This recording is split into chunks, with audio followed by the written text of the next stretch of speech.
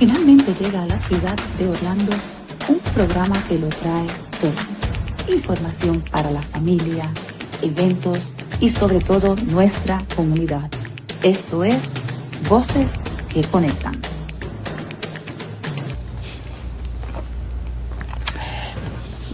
Welcome everybody to a special edition for Voces Que Conectan. Para mis latinos allá afuera, bienvenidos a una edición especial de Voces Que Conectan. Miren, nosotros somos multifacéticos hoy aquí y esto es una edición especial. This is a special edition for Voces Que Conectan today for all my Spanish and English speaker. Well, today we have a surprise for you guys, and we're going to do this totally different as we used to do our program. Today we have Colonel Thomas Chalifoux, which is candidate for the Florida State Senate. So welcome to our program. It's a pleasure to have you over here with us today. Yeah. But for all these people that they don't know you, let's talk about who you are. Let us know who you are. Let me share with you why I'm running for Congressional District 9, Congress. I believe in the American dream. I believe everybody that's listening, doesn't make a difference, you're not listening, but all the people that are here in America, it's not about where you come from, not about your religion, not about the color of your skin. It's about everybody having the opportunity to reach the American dream. And I have seen over the last few years, particularly the last 5 years, how that American dream is starting to vanish because of the high cost of living, the increases in regulations. It seems like our freedom is evaporating, and I don't think that's America. I believe our founding fathers created an opportunity where everybody has the opportunity to reach their potential. And I like that you mentioned about the American dream. We all these things going on about, color scheme, religion, politics. What really make you go and do these things for the community? Well, I've been a businessman here in Kissimmee for over 40 years. And it was so much easier to conduct business 40 years ago than it is today. Yes, so indeed. Much easier. The amount of regulations, the cost of everything that goes on. You need extra amount of money just to get a permit, your occupational license. I see the increases in cost. You go to the grocery store, everything has gone up. Your utility prices, your insurance, everything has gone up so fast that it's hard for people to make a living. And I'm glad that you mentioned the opportunities and the challenges for our small business out there. What opportunities and changes do you see for our state over the next few years? Well, I've not only employed a lot of people, but I've worked with a lot of small business. And what we have to do is, first, we got to cut the amount of unnecessary regulations. There's lots of regulations that we don't need. The second thing, in Congress, we have to stop spending money that we don't have. That's what inflates the cost of living. In Congress, we have to have a balanced budget. Everybody that's listening to me has a budget. They have a family budget, a business budget. They can't spend more money than they make. People maybe go over on their credit card, but sooner or later, you got to pay that back. Or they take your house, they take your car. Mm-hmm. So why can't Congress operate within a balanced budget? The other thing we have to do, if you're a business person, you don't pay for expenses that don't need to be paid. Congress spends a lot of money, but a lot of that is stolen from the American government. If we steal a car, we go to jail. If you steal billions, they slap you on the back of the head or hand or whatever. Mm-hmm. Why is it that we can't get accountability? Why can't we have audits on every part of the government? That's just good business. I served 30 years in the Army, retired as an Army colonel, and we had accountability. I mean, if you're tasked to do a job, if you don't do the job, we're going to replace you. Let's talk about your military background. Sure. We know this is right now one of the strongest backgrounds out there. But let's go to talk about your career. How many years did you serve? Yeah. How was it? Tell us about your experience. Let's go to be more friends in here. Let's go to talk about your experience in the military service. Yeah, right I'd be happy to. I was commissioned as a second lieutenant, and I was commissioned in the Army Corps of Engineers. So I have a lot of engineering experience along with leadership. I've served as a platoon leader. I've served as, in Thailand, I had 500 Thai employees plus 18 Americans and 1 sergeant first class. I actually was in charge of all in southern Thailand, and until we turned it over, I was an instructor at the Army Engineer Headquarters, and along the way I served as battalion commander at Fort Jackson, South Carolina. Fort Jackson was the largest basic training center. 8 weeks we've had soldiers go through there. I was also the deputy director at the Army Engineer Headquarters in Washington, D.C. I was the number 2 man of all military construction. I was the number 2 man. Wow. My rater was the 2-star general. My senior rater was the chief of Army Engineers, which are 3-star. How many years? I had total 30 years. 30 years! Oh my God, 30 years! And wow! That's a very strong background, sir. My last assignment, I was chief of staff of the Army's largest transportation command. Wow. We were responsible for all worldwide movement for Army units, Army equipment, personnel. Yeah, I love serving. I think leadership is the greatest thing in the world. Great leadership produces results, and not so good leadership doesn't produce results. But serving with soldiers is something that I love doing, and I wish I could serve more, but after 30 years, they said it's time to go home. Oh, time to go home. Yeah. So, your family. Let's go to talk about family. Let's go to get to know you a little bit more. Let's go to talk about you. I think, well, first of all, I'm one of 7 children. 7 children? You are one of the 7. I am one of 7. He's one of the 7. My mother's still living, by the way. What a blessing. She turned 100 last December. She's working on 101. She's doing well. My father, unfortunately, passed away 20 years ago. Okay. But he was a World War II veteran. He served. This is runs in the family, Mr. Thomas. Yeah. My father served in World War II. He was at the D-Day invasion at Omaha Beach. He said that he was in a naval destroyer and he watched American soldiers coming out of the landing craft vehicles being mowed down by the Germans. He said the sea was red with American blood. I've had uncles serve in Korea, Vietnam, Desert Storm. I'm a Desert Storm veteran. So the military is what made America bring the freedom, the American Revolution that started in 1776. So America is built on its patriots, its veterans. So, there's a lot of people out there that are veterans. We want to make sure, when I'm in Congress, that we take care of all our veterans. We get the best hospital care they can get, any of the benefits, whether it's Social Security. These are people that have fought for our country, so they need the best. And I'm going to make sure they get the best in the Army. So that will answer my question about that will be the top priorities that you will do during your first term? Yes. That will be 3 priorities. 3 priorities, yes. We got to have accountability. Accountability.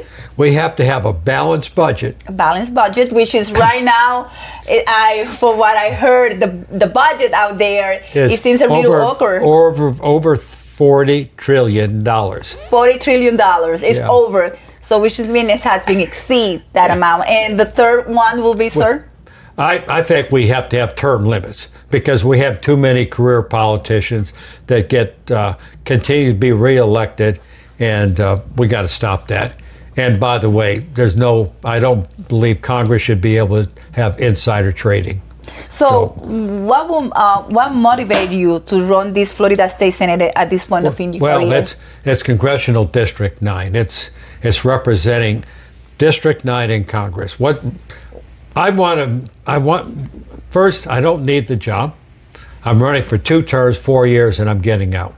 You was on the military service for how long? Let's go 30 years. Let's go to make a parenthesis why he's telling that he don't need this to do this right now, but he wanted to do because he wants to make a change. I don't need another career. I already got a career. I don't need another one. But I'm sick and tired of career politicians not going to Washington and not doing their job, not looking out for the American, the people struggling. There's lots of people struggling. You know, you look at the minimum wage of $15 an hour. That's $31,200 a year if you work full time. That's not enough to afford anything. Mm-hmm. You know, people are struggling, and I understand. I work with people every day and talk to people. I talk to people at 7-Eleven. I talk to them at the fast food. They can't make it. We have to invest in job training so people can earn more money. I think about our kids that graduate from high school. What skills do they have? We've got to prepare them to be in the workforce. That's another thing out there about the education their education has been running for the past couple of years. A lot of families, and this is overall, the families are very concerned. We have this good and bad things about education. What you propose for the education if you be elected? You know, I served 8 years on the Osceola County School Board. Yeah, from 2000 2008. I was a big proponent of vocational training. Okay. We created the School of Arts, you know. That's the one in Osceola Park? The old Tupperware Center. Yes. We created the TICO, which is construction trades. Mm-hmm. We need to develop more of that type of training. So instead of making $15, you're making $30 or $40 an hour. That makes a lot more sense than, you know, you're giving people skills. It's the old Chinese adverb, if you give a man a fish, he can live for a day, but if you teach him how to fish, he can live for a lifetime. That's a good saying. As a filmmaker that I'm over here in Florida, we seen the budget has been minimized to grow in the arts. There's a lot of talent, sir, in this town. There's a lot of talent, but unfortunately we have to travel out of state to look for opportunities because we can find those opportunities at home. What you would do to change that? Well, let me just share with you, as a businessman, mm-hmm. I've noticed the amount of increase in bureaucracy, local business. Mm-hmm. I've seen the increase in fees. Do you know that when they talk about affordable housing, 30% of the cost of affordable housing or housing cost has to deal with government regulation, fees, impact fees, all kinds of, they hold you up from, it's bureaucracy. We did a poll and we asked this question, so that's why I'm sharing this question for a little poll that we have in our Facebook page. One of the questions that we have, leadership often requires making difficult decisions, perhaps, right? Always. What values guide you when facing those type of challenges, which is a valid question for you at this point? Well, you know, leadership is about doing the right thing. Mm-hmm. Leadership is about making tough decisions, sometimes not popular decisions, but it's the good for all. You know, leadership, as someone in the Army that served 30 years, I've made some tough decisions, but it's always good for the organization, the country. As a businessman, I've been a businessman for over 40 years, and in the construction and property management and restaurants and motels. So I understand that we have to make some tough decisions sometimes when you have to deal with, sometimes you don't get enough money to come in and pay all the bills. So you don't pay yourself. I mean, you have to sacrifice until you earn enough income. And I know in your business here, it's tough. It is tough. It's based on customers coming through the door and having enough money to meet your bills. You know, you have utilities, and I don't know if you rent or lease or you own, but all those things add up. The cost of dealing with government permits and occupational license. You got all that, plus all the other things, cost of your supplies, the cost of labor, all that. I mean, it's tough. It is tough.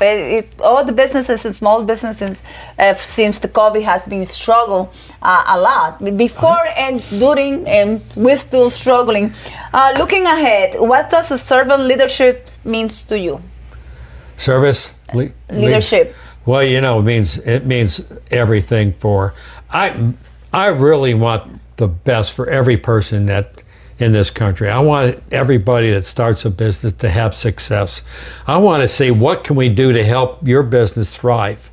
I started off at ground zero. I had no money when I started my business. When I started a construction business, my first big job was a $1,400 screen-in porch. That was my big job. And eventually I got a little bigger jobs. I earned a little money. There was a time where it was 4 or 5 months before I really was able to draw a paycheck. And I worked probably 14 hours a day, 7 days a week, because that's what it took. I'd go in the field and work, and then at night I'd pay the bills and do the book work. But that's the American dream. You work hard, and the luckier you get. That is what America's all about. It's about being able to make a living and have some for your family, and hopefully you can pay your expenses. But it's tough today. I see it, and I share. I have a lot of employees. In fact, 60 or 7% of my employees are Latinos. Spanish. Yeah, I mean, they're great people. I mean, we are great people. We're all great people. Colonel, if we invite you, let's perhaps 4 years from today, you get elected, and you sit down again over here, what you will be the accomplishments? Well, that you will share with us. I said I'm going to serve 2 terms, 4 years. After 4 years, I said I worked hard to eliminate the fraud, waste, and abuse in government spending. I worked hard to get a balanced budget. I worked hard to make sure that we're providing all the things we can to help people earn a higher wages and living. I believe that we need adult vocational training in all kinds of services, whether it be in the construction business, the medical care. I mean, anything that we can help people to get more education, more skill, more training, so they can get higher paying jobs. Mm-hmm. If you're a plumber, you're a master plumber, you can make $40, $50, $60 an hour. That's the American dream. But if you go out of high school and you go to work at McDonald's, $15 an hour. That's so what so it's about giving people skills and training. College is not the only answer. There's the other path. You could go to the military and they'll train you. And military pays a lot, really good salary now, really good money, a lot better when I was in. And then the other thing is I say adult vocational training, and helping people with small business when they get started, helping them go through the process. You got to pay your sales tax, you got to have an occupational license, all those things when you start a business. I've done that dozens of times. So we have to help.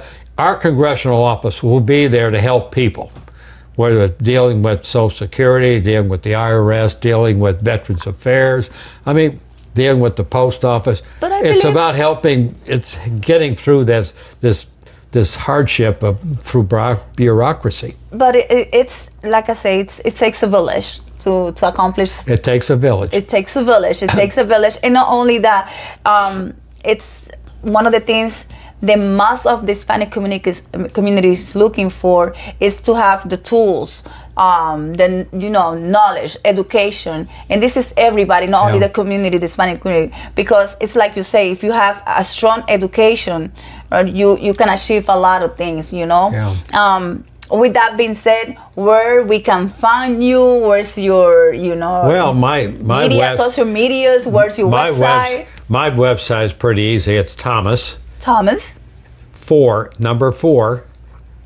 FL, stands for Florida. It's gonna be right here. We're gonna have to show it over here. Yeah, Thomas4Florida.com.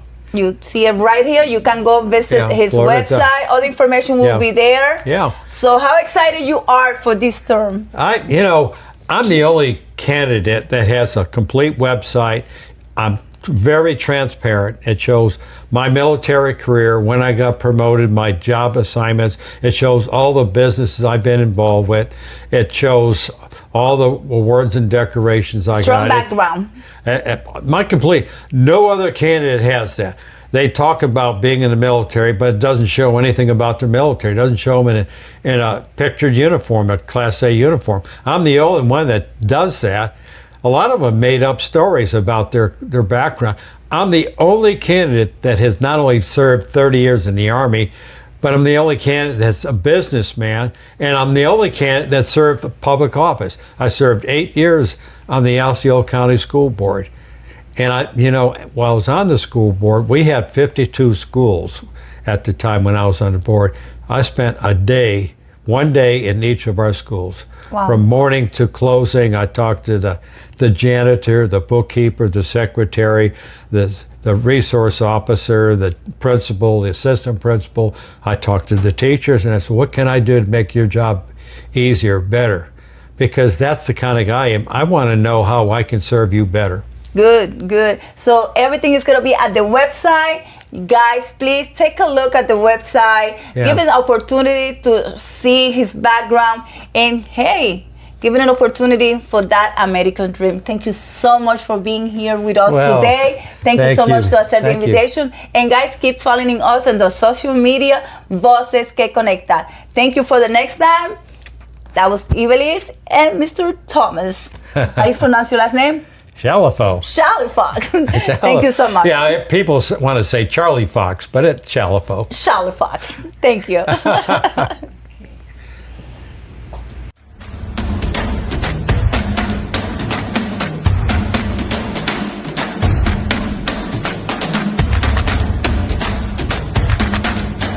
Finalmente llega a la ciudad de Orlando un programa que lo trae todo.